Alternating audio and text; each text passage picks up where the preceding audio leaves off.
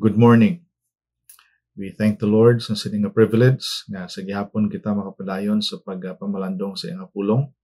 Gani subong nga tion, we are still in the book of Proverbs and of course in chapter 1. Kaga pagbasahon ko liwat diri sa verses 8 and 9. Kaga if you have your Bibles with you, pwede niyo ikusundan sa inyong mga mata dira. Proverbs chapter 1 verses 8 and 9, the word of God says, "My son, hear the instruction of thy father, and forsake not the law of thy mother. For they shall be an ornament of grace unto thy head, and chains about thy neck."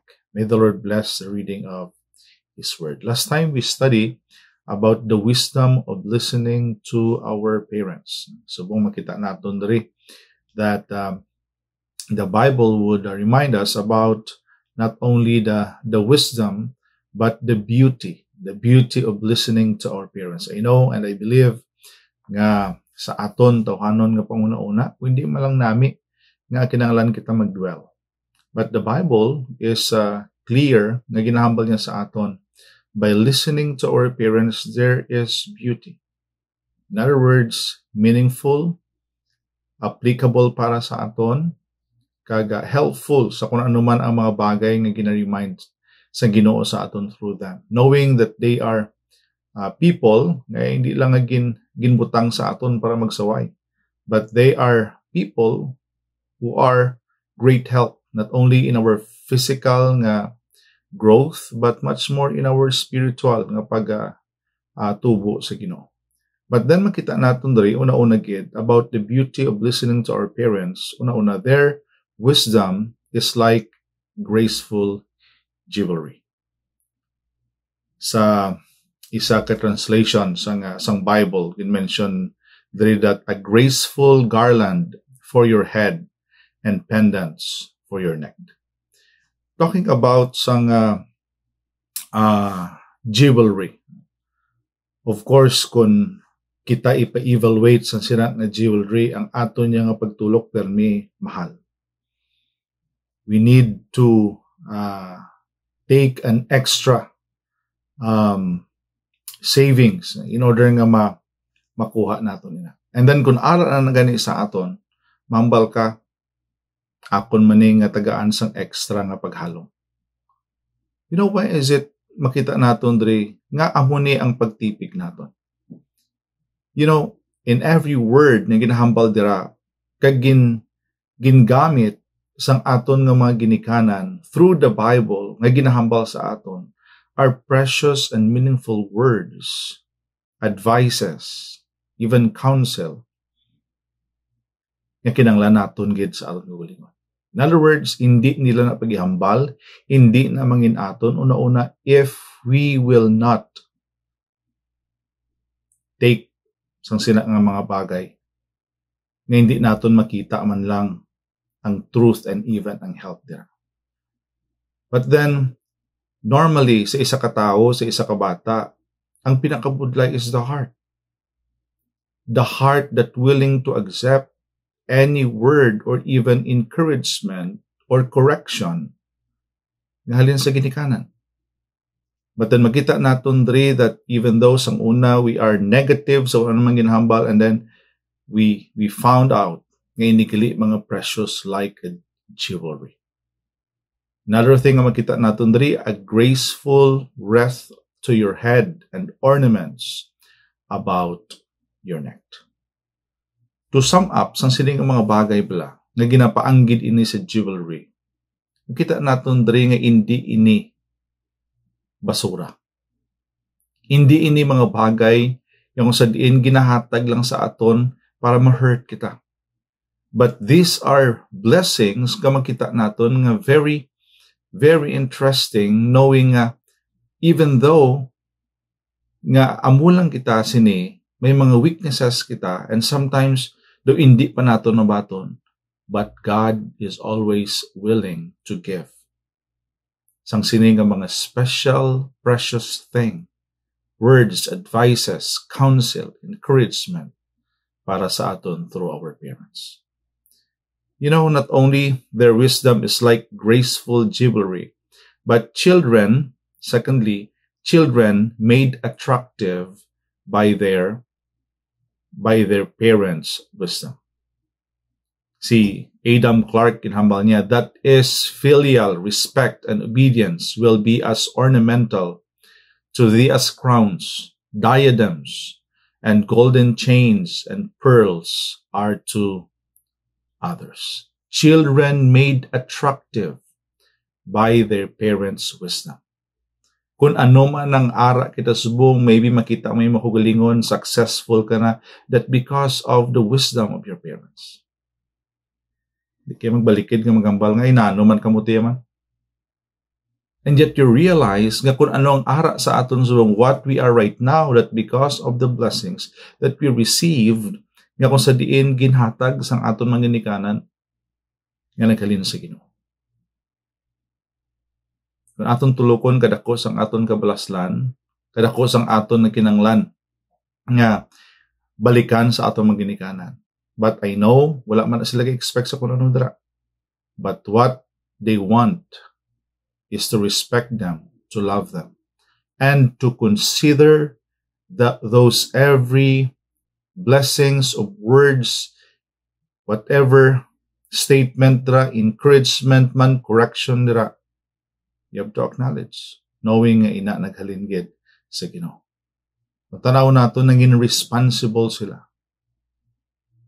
Because they considered sa nga tawag nga accountability. And we praise God because gin-embrace nila ina. Si John Hill, humble niya, the instructions and laws of parents being attended unto and obeyed by children render them more lovely and amiable than any beautiful ornament, whatever that can be put on their heads. Okay, isa, ga-take time kita to research anong mga bagay nga pwede natin imputang sa itsura naton para maging maayo man kita, para maging ang aton niyang pagguwa sa community, mambal silang ay okay man siya gali. But ang pinaka-importante gali, kung ano ang ginabutang naton sa aton nga una-una, sa aton tagipusoon, on every thing nga ginahatag sa aton nga mga ginikanan. Children who revered their parents by heeding their counsel are made more attractive and appealing to others by such counsel. Kung aton huna-unahon na ini nga bagay, mangin attractive kita, mangin good kita, mangin blessing pagid kita, mangin maayo kita sa tubangan sa tao, take note of this. Not because of what we are doing, not because of what we think in ourselves, but because we obey our parents, knowing that our parents are ordained by God to give every blessing, especially nga nagaling sa pulong sa inyo. You know, mga kabataan nga nagapamati subong, you have to realize that in every word na ginhambal sa aton, those are blessings from the Lord. Hindi lang na iya. Hindi lang na iya naghalin sa una-una sa mga ginikanan naton. Naghalin ina iya sa Ginoo. Sa mga tinion that you are heartbroken, sino ginapalapitan mo? Maybe your friends, but the best people kay imong palapitan your parents. Every time nga down ka sa imong spiritual nga pagkabuhi, sino kinahanglanon mo? Your parents. And even man sa aton nga spiritual nga pagkabuhi, you know, nakadangat man kita sang kaluwasan subong, nakalabot kita sang kalipay nga wala sang katapusan, not because of sinudra, but because of that. You know, I know nga may mga ara sa aton, wala iya nakdako sa ilaya nga biological parents, but I know and I believe that may mga ginakonsider kita nga mga spiritual parents. Pamati kita sa ila. Let us absorb everything that they want to tell us, knowing nga ina mga bagay nga best para sa aton. You know, tanaw naton diri kung ano bla ang mga negative nga mga butang if hindi naton, wala naton gina-respect, wala naton gina-consider bala ang aton nga mga ginikanan. Those people gatulok naton nga nangin head naton.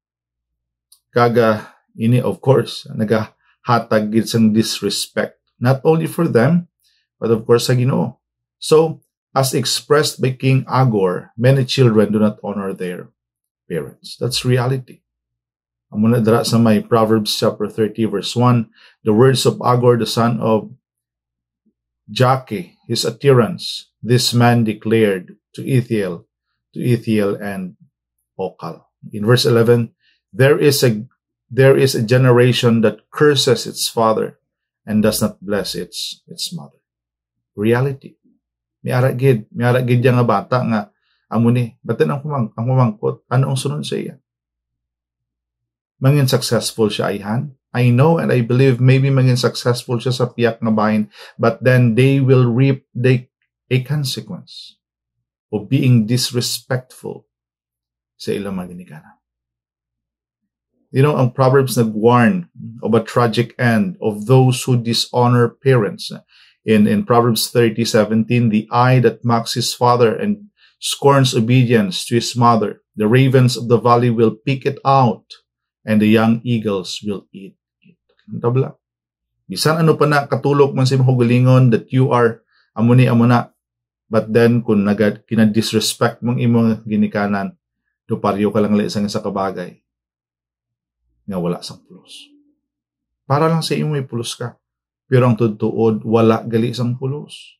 In verse 20 of Proverbs, chapter 20, whoever curses his father and his mother, his lamp will be put out in deep darkness. The same.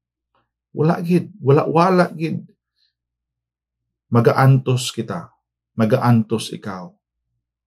Kung ang imuya batasan is being disrespectful sa imuyang ginikanan. Perhaps, influenced by the decrees found in the law of Moses. In Deuteronomy 27:16, cursed is the one who treats his father or his mother with contempt, and all the people shall say, Amen. The penalty of cursing was death. Take note of this.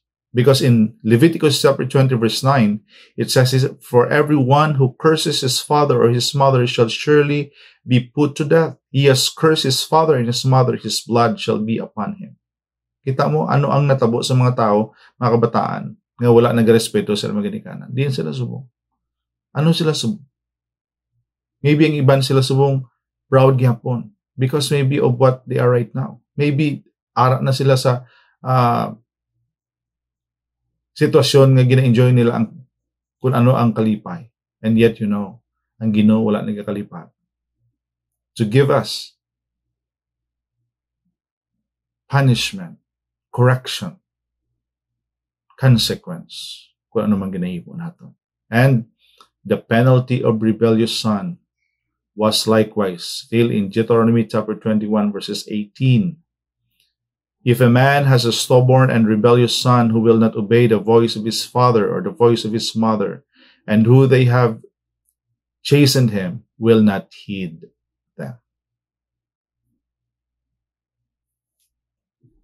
Remember this. Children who did not honor their parents were harshly judged by God. Maybe hindi ka man malabot. Maybe ang imo ginikanan daw wala na malang sa imo because you're stubborn since then. Maybe feeling mo nakapalagyo ka na tungod nga hindi mo gusto nga ara sa ila kay damo na lang mo batian or whatever nga mga para sa imo hurting words. But I tell you, the Lord will judge you. God will judge you. But take note of this. You want success? You want a peaceful kind of life? Respect your parents. Knowing that our parents are a gift from our God. Obey them. Love them. Consider their words, knowing that the words na ginahambal nila is not only their own words, but those words are words of God. Be obedient. Be loving. Honor our parents, knowing that the Bible, hinahambal niya sa aton. Ephesians 6:1, children, obey your parents in the Lord, for this is right. Let us obey our parents. Let us respect our parents as we respect God. Let us pray. Father, we thank you for your word. Thank you for encouraging us to be more humble, especially on absorbing, listening to every word that you are trying to input in our hearts through our parents. Kabay pangatagaan mo kami sang kalipay to absorb everything, to listen carefully, and to practice what we learned and what we heard. Bless our parents, bless every parents who are here. Hindi sila ginamo-discourage, but they will continue to do their responsibility, their task, in doing their best for their children as they follow you also. Kung di man ang mga kabataan, may muon man nila labahin, not only to follow their parents, but of course to follow you in their lives. Bless your word in our hearts. In Jesus' name I pray. Amen.